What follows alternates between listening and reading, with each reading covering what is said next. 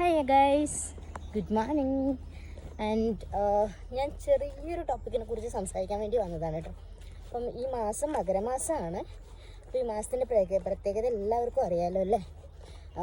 മകരവിളക്കും അയ്യപ്പൻ്റെ അവിടേക്ക് പോകലും ശബരിമല ദർശനവും പിന്നെ പൂങ്കെട്ടും സ്വാമി ശരണം വിളിയും ഒക്കെ ആയിട്ട് നമ്മൾക്കൊരു എന്താ പറയുക പോസിറ്റീവായിട്ടുള്ള മാസമാണ്. അത് കൂടാതെ തന്നെ തണുപ്പും നല്ല തണുപ്പ്, രാവിലെയും വൈകുന്നേരമൊക്കെ നല്ല തണുപ്പായിരിക്കും.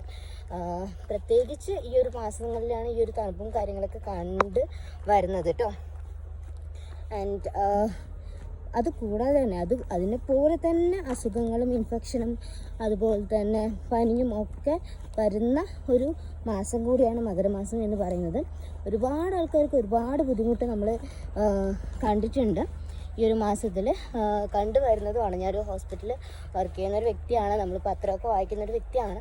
അപ്പോൾ ഒരുപാട് അസുഖങ്ങൾ വരുന്നൊരു ടൈം കൂടിയാണിത് കേട്ടോ. അത് മാത്രമല്ല കേട്ടോ, നമ്മളുടെ മാവൊക്കെ പൂക്കുന്ന മാസമാണ് കേട്ടോ. മാവ് പൂക്കും, അതുപോലെ തന്നെ പൂക്കളെല്ലാം നല്ല രീതിയിൽ പൂക്കുന്ന ഒരു മാസം കൂടിയാണ് ഈ ഒരു മകരമാസം എന്ന് പറയുന്നത് കേട്ടോ. അപ്പം ഈ മാസം എന്താ പറയുക, പോസിറ്റീവ് പോലെ തന്നെ അതേ ഇമ്പോർട്ടൻസ് നൽകുന്നുണ്ട് നെഗറ്റീവിനും. അതുകൊണ്ട് നമ്മൾ ശ്രദ്ധിക്കണം എന്നുള്ളതാണ് എനിക്ക് പറയാനുള്ളത്. അതായത് നമ്മളെങ്ങനെ എടുക്കുന്നു അല്ലെങ്കിൽ നമ്മളെങ്ങനെ നമ്മളെ സൂക്ഷിക്കുന്നു അതുപോലെ ആയിരിക്കും നമ്മൾക്ക് വരുന്നത്. നമ്മളൊരു അസുഖമുള്ള ആളാണ്, തണുപ്പത്ത് ഇറങ്ങാൻ പറ്റാത്ത ആളാണ് എന്നുണ്ടെന്നുണ്ടെങ്കിൽ രാവിലെ ഒന്നും തണുപ്പത്ത് ഇറങ്ങാതിരിക്കുക, നമുക്കൊരു 2 മാസം അങ്ങനെ സഹിച്ചാൽ പോരെ.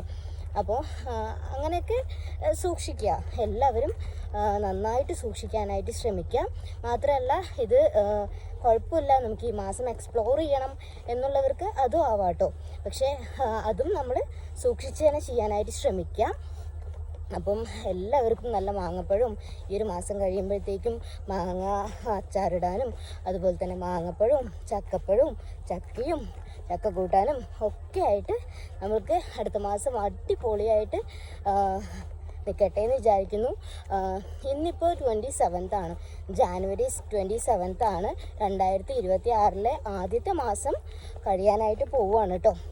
അപ്പോൾ എല്ലാവരും ഈ മാസം ദുഃഖങ്ങളായാലും ഹാപ്പി ആയാലും, ദുഃഖങ്ങളായവർ അടുത്ത മാസം നന്നായിട്ട് ഹാപ്പി ആവാനായിട്ട് ശ്രമിക്കുക. ആൻഡ് ഹാപ്പി ആയവർ അടുത്ത മാസവും ഇതേ രീതിയിൽ കൊണ്ടുപോകാനായിട്ട് ശ്രമിക്കുക എന്നുള്ളത് മാത്രമേ എനിക്ക് പറയാനുള്ളൂ. And bye bye. നെക്സ്റ്റ് വീഡിയോയിൽ കാണുന്നവരെ ടാറ്റാ.